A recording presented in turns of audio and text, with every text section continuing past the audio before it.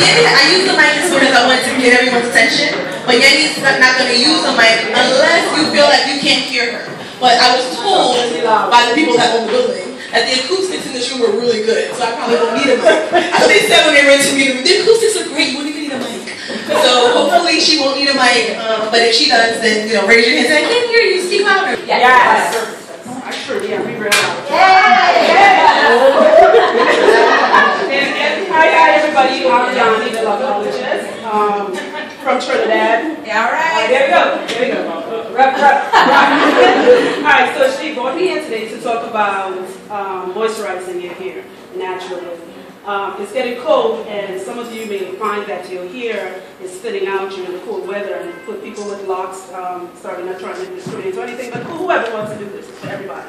The reason why is because as the weather gets cold, our vitamin D deficiency drops, right? Because there's no sun, and you find your hair sheds, and wonder why. So my clients who, and this naturalness, we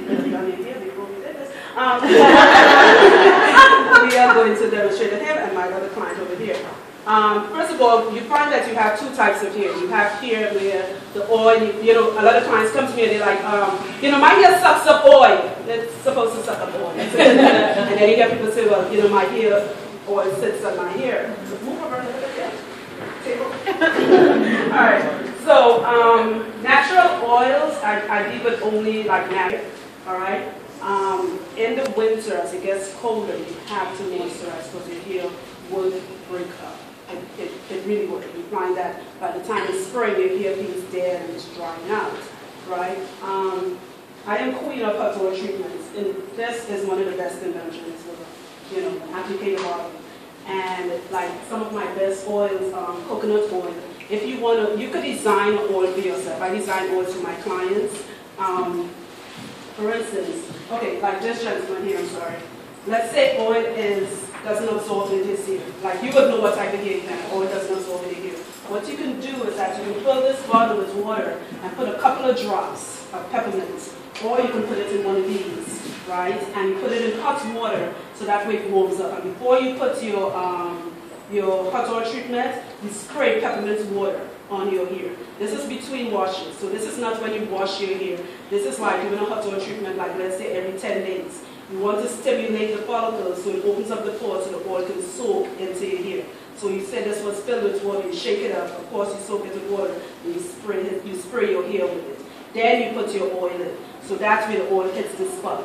If you're making if you're designing a hot oil treatment for your hair, the best type of, you would know, like, okay, let's say you had, like he has dry hair. When he comes to me, I will design a hot oil treatment, for his hair. What I use is vitamin E oil, which is an antioxidant. It naturally heals, right? Carrot oil has carotene, which is what your hair has and what your fingernails is made of. Rosemary, I put rosemary in everything, and pure rosemary oil, which is this. You could get that on Amazon, right? Another thing, argan, however you want to pronounce it, and olive oil. The same olive oil you cook with, sorry, all these oils running through my head right now. You can go with avocado oil. That also thickens hair. You can take the castor oil out if you are allergic to castor oil. Because there are a lot of people now they're finding out they're extremely castor oil is a poisonous plant. It just excretes the part that you need to thicken your hair. Right? You could also use castor oil in your eyebrows and stuff. Yeah, eyebrows, that's my thins out. It helps. Right? If you have like itchy scalp or psoriasis or anything like that, or any sort of flaking, tea tree oil is nature's natural antiseptic. Like you have any sort of itchiness, it is amazing for your hair. Soy, as I said. What else is here? I told you about the coconut oil and all that. Feel free to ask me questions if you have any. Of course you would. So I'm going to play devil's advocate a little bit. So as you mentioned tea tree oil, one thing that's really important that I know is that people hear, oh, tea tree oil is good for itchy scalp, but tea tree oil has to be managed well. You can't just put pure tea tree oil directly on your hair. No, it doesn't. It makes sense with something. Yeah, that's something that's really important to know. Is that so? Tea tree oil is an essential oil, so you want to make sure that you're mixing that with a carrier. So something like coconut oil or olive oil can blend it out. Now, if I'm not mistaken, correct me on this, I believe the rule of thumb is 2 parts carrier, 1 part essential. So you want to really dilute that down. Yeah, there's certain things she's 100% right. There's certain things. If you are, okay, now let's move on to the hot oil treatment. I suggest you do a hot oil treatment, especially in the winter, like once every 10 days, right? It is the most simplest thing to do. I don't sit under dries when I do a hot oil treatment. If your hair is very long, you put your hair in a bag. Don't be ashamed. The shopping bag, save money, all right? Think about the environment, right? You put your hair in that. But before you do it, you can design your oil. Go with one of these little jojoba thingies. You can crack one of them in this. Mix your oil that suits your hair. Like if you know you're allergic to something, do not put it in. You're still going to be allergic to it, even if it's dilute. Now, some people ask me, like, they mix oil and water. The old adage, oil and water don't mix. I just don't do it. I don't see the point in mixing oil and water. I mix oils with oils. All right. Now, if I get some clients that has thinning hair, you find that they would say like they mix castor oil with something else. And no, to me, this is, you guys don't have to agree with me. I'm just saying what I think. I don't think you should dilute the potency of the castor oil, especially if you're not allergic to it. Because if you want to thicken your hair, that is one thing you want to use pure, especially if you're into Jamaican black castor oil, the way I'm into it. Okay? Now, there are some stuff that you have to dilute. Experiment. Go with what works for you. Like again, I have a client, she has alopecia. Alopecia is caused by a vitamin D deficiency, right? And just so you know, vitamin D only comes from the sun. No plant makes vitamin D. It comes from animals. So if you're a vegan, you have to take vitamin D supplements. That is why some of us have, especially for us women, we have hair loss, alopecia, and all of that. And then our hormones, as we get older, starts to kick in, and our hair is falling out. It's also a hormonal problem. So we as women find that some of us, if we have more male hormones, we have male pattern baldness. Fellas don't even laugh. We also get male pattern baldness. So especially in the winter, again, like as I said, there's the lack of sun, right? Yes, you're young and you're here like all thing, but it just into nature and it starts to affect us. All right. So back to the what thing. So let's say it's a day you is my time up yet? Let me know. Let's say it's a day you're vacuuming or whatever, and you want to give your hair a nice steam. Give it a good wash. Those of you who have locks already know I don't wash hair with shampoo. Those of you who follow me know I am the queen of dishwashing detergent. Lemon is the only thing that cleans your hair. Ask my clients, some of them are here, and they'll tell you that. I'm sorry, as far as I can see, there's no shampoo made for our hair. That's why you've never seen a shampoo commercial with somebody with locks on it. I don't care who made it.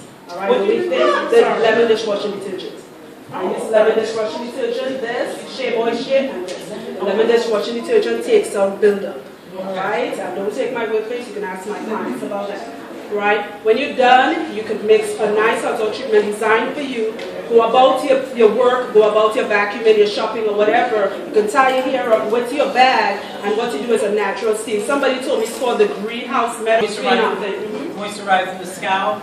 What did you say to use though? Oh, it depends on what is wrong with your scalp. Like you were talking about how oil runs off. That's because your scalp doesn't absorb oil. Okay. Right. So what you want to do, like as I said, you could mix it in one of these or one of these. I would go with this. You fill it up with water and you put a couple of drops of pure peppermint oil. Okay. Right? Put this in hot water, it's going to get warm. The warm water is what, like when you get your hair, your face is steam, heat or anything warm opens up our pores. So before you put the oil on your hair, you're going to pass this through your hair like this. Right? You're going to pass it along your hair and you're going to make sure it's well, not a lot, all right? It's going to open up the pores of your hair. Then you get another bottle with your, what is wrong with your hair? Do you have dry scalp? You would know. Do you have dry scalp? Do you have itchy scalp? Whatever it is. I have all of the above. Okay, then mix like something. Make sure whatever you mix in it is vitamin E oil in it because I told you it's an antioxidant and it heals. Right? And that's when you put in your hot oil treatment. How long? All right? Right. Do not wash your hot oil treatment up. Oh, really? Right? And when people tell me that, like, should I wash it up? I'm like, listen, when you eat food, you don't throw it up, you know. I'm like, unless you have eaten this order, when you eat food, you don't throw it up because it's nourishment. Like you don't wash it out, right? And I believe in hot oil treatments, in natural hot oil treatments. I don't believe in the ones that you buy and, no. For our type of hair, we need to go natural. I'm sorry. You cannot have natural hair and use unnatural products. Stay away from, she and I were talking about that. Stay away from mineral oil. Most people do not know mineral oil. This is mineral oil. It's a byproduct of, what do you call it, petroleum. Right, crude oil, that's what it is. It's all plastic. Mineral oil doesn't grow from a tree or plant. Use natural products for your hair because you have natural hair. Another thing, most people make big mistakes. Am I telling you time's up? Okay, good. What you put in natural hair, like afro, I love my fro, whatever, you have locks. This is me. I am sorry, not trying to offend anyone. I don't believe what you put in natural hair, unless it's oils.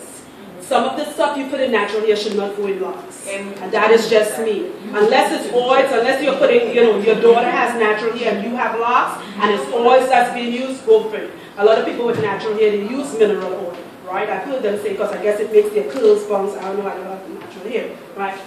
Locks is a whole different ball game, and you have to treat it like it's a different. The only thing that locks and natural hair have in common is that it doesn't have a permanence. All right, locks is your hair doing what it is naturally meant to do. But if you have naturally, you still have to do stuff with it to bring out your curls or whatever. All right. So, any more questions? I think I have 2 minutes.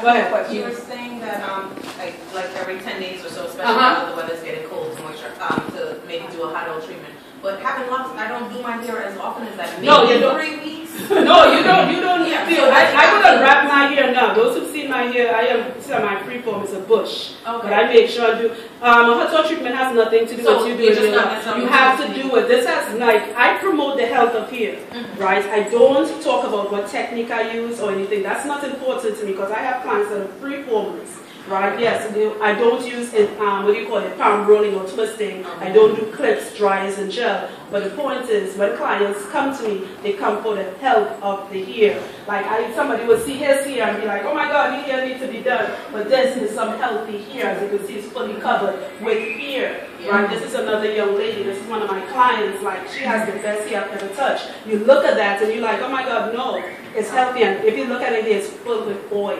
Right, as I said, for you, if that oil is running down, if it's kind of limits on how much oil you put in, but you don't want it like running your eyes. Right, because she just made a statement, because if I'm poofing spraying my hair, it's going to go poof if I don't twist it. But I understand. I have a question. Oh, sure, go ahead. Oh, she done? I'm sorry, but I understand what you're saying. You're going with the health.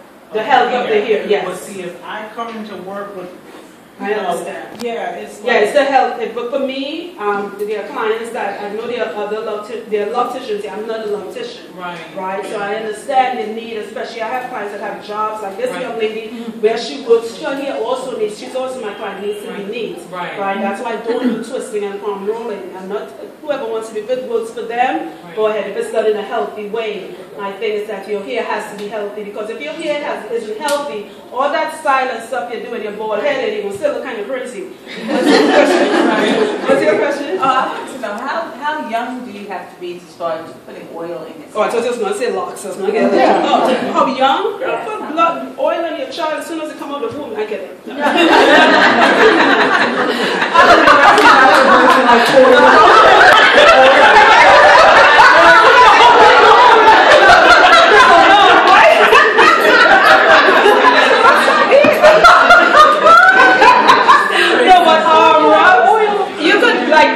Men think that they can moisturize their hair any age, like moisturize your hair. You can have a weave in your hair, make sure you get your applicator button and stick it under the stitching and get that oil there.